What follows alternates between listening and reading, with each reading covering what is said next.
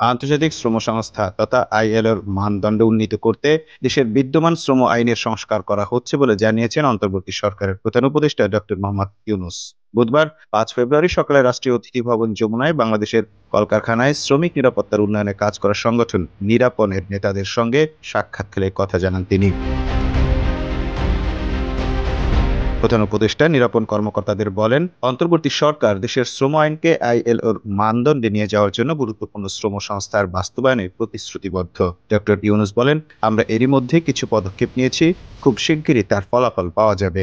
এই সময় প্রধান উপদেষ্টার বিশেষ দূত লুৎফি সিদ্দিকী বলেন, অন্তর্বর্তী সরকার এরই মধ্যে শ্রমিক সংগঠন ও নির্মাতাদের সাথে একটি 18 দফা চুক্তি স্বাক্ষর করেছে, যা এই খাতে স্থিতিশীলতা এনেছে এবং পোশাক রপ্তানি বাড়াতে সাহায্য করেছে।